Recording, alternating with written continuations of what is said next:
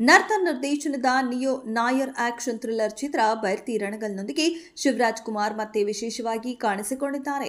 ಇದು ಅವರ ಹಿಟ್ ಚಿತ್ರ ಮಫ್ತಿಯ ಪ್ರೀಕ್ವೆಲ್ ಮತ್ತು ಮುಂದುವರೆದ ಭಾಗವಾಗಿದೆ. ಶಿವರಾಜ್ ಕುಮಾರ್ ಅವರ ಪತ್ನಿ ಗೀತಾ ಈ ಚಿತ್ರವನ್ನ ನಿರ್ಮಿಸಿದ್ದು, ರಾಹುಲ್ ಬೋಸ್, ರುಕ್ಮಿಣಿ ವಸಂತ್, ದೇವರಾಜ್, ಛಾಯಾ ಸಿಂಗ್, ಮಧು ಗುರುಸ್ವಾಮಿ, ವಸಿಷ್ಠ ಎನ್ ಸಿಂಹ, ಶಬೀರ್ ಕಲ್ಲರಕಲ್ ಮತ್ತು ಬಾಬು ಹಿರಣ್ಣಯ್ಯ ಪೋಷಕ ಪಾತ್ರಗಳಲ್ಲಿ ಕಾಣಿಸಿಕೊಂಡಿದ್ದಾರೆ. ಆಳವಾದ ಕರ್ತವ್ಯ ಪ್ರಜ್ಞೆಯಿಂದ ಪ್ರೇರಿಸಲ್ಪಟ್ಟ ಬೈರ್ತಿಯ ಪ್ರಯಾಣವನ್ನ ಇದರಲ್ಲಿ ತುಂಬಾ ಅದ್ಭುತವಾಗಿ ಚಿತ್ರೀಕರಿಸಲಾಗಿದೆ. ಅವರ ಮೌಲ್ಯಗಳು ಮತ್ತು ಅವರ ಜನರನ್ನ ರಕ್ಷಿಸಲು ಅವರ ಹೋರಾಟವನ್ನ ಇದರಲ್ಲಿ ಎತ್ತಿ ತೋರಿಸುತ್ತದೆ.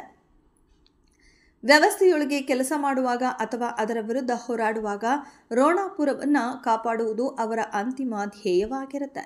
ಈ ಸಂಕೀರ್ಣತೆಯೇ ಬೈರ್ತಿ ರಣಗಲ್ ವಿಶಿಷ್ಟಗೊಳಿಸಿದೆ. ಮಫ್ತಿ ಯಶಸ್ಸಿನ ನಂತರ ಚಲನಚಿತ್ರವು ಅದರ ಟ್ರೇಲರ್ಗಳು ಮತ್ತು ಪ್ರಚಾರಗಳೊಂದಿಗೆ ಹೆಚ್ಚಿನ ಆಸಕ್ತಿಯನ್ನ ಹುಟ್ಟುಹಾಕಿದೆ.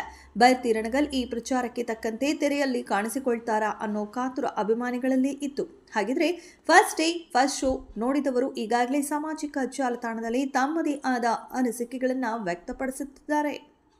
ಇದರಲ್ಲಿ ಓರ್ವ ಎಕ್ಸ್ ಬಳಕೆದಾರರು ಬೈರ್ತಿ ರಣಗಲ್ ಏನ್ ಮೂವಿ ಗುರು, ಶಿವಣ್ಣ ಮತ್ತು ರುಕ್ಮಿಣಿ ವಸಂತ್ ಅಭಿನಯ ನೆಕ್ಸ್ಟ್ ಲೆವೆಲ್, ವರ್ಷದ ಅತ್ಯುತ್ತಮ ಚಲನಚಿತ್ರ, ಮಾಸ್ ಮಾಸ್ ಮಾಸ್ ಅಷ್ಟೇ, ಶಿವಣ್ಣ ಆಕ್ಟಿಂಗ್ ಮಾತ್ರ ಬೆಂಕಿ ಗುರು ಎಂದು ಕೊಂಡಾಡಿದ್ದಾರೆ.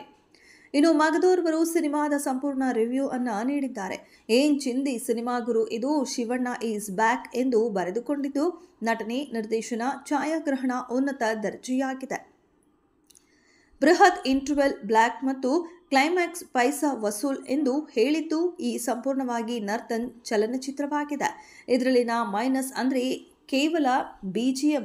ಇದು ಇನ್ನೂ ಉತ್ತಮವಾಗಿರಬಹುದಾಗಿತ್ತು, ಯಾಕಂದ್ರೆ ಸಿನಿಮಾ ಅನುಭವವನ್ನ ಮೇಲೆ ಎತ್ತುವ ಸಾಮರ್ಥ್ಯವನ್ನ ಅದು ಹೊಂದಿದೆ ಎಂದಿದ್ದಾರೆ. ಈ ನಡುವೆ ಮತ್ತೋರ್ವರು ಫಸ್ಟ್ ಹಾಫ್ ಸಾಕು ಗುರು, ಸಿನಿಮಾ ಹಿಟ್ ಆಗೋಕೆ ಅಲ್ಲ ಇಂಡಸ್ಟ್ರಿ ಹಿಟ್ ಆಗೋಕೆ ಎಂದು ಹೇಳಿದ್ದು, ಬಿಜಿಎಂ ಹೊರತುಪಡಿಸಿದ್ರೆ ಮಿಕ್ಕೆಲ್ಲವನ್ನ ಅಭಿಮಾನಿಗಳು ಅಪ್ಪಿಕೊಂಡಂತೆ ಕಾಣುತ್ತಿದೆ. ನೀವು ಈ ಸಿನಿಮಾವನ್ನ ಈಗಾಗಲೇ ವೀಕ್ಷಣೆ ಮಾಡಿದ್ರೆ ನಿಮ್ಮದೇ ಆದ ಚಿಕ್ಕ ರಿವ್ಯೂವನ್ನ ಕಮೆಂಟ್ ಬಾಕ್ಸ್ನಲ್ಲಿ ಕಮೆಂಟ್ ಮಾಡಿ.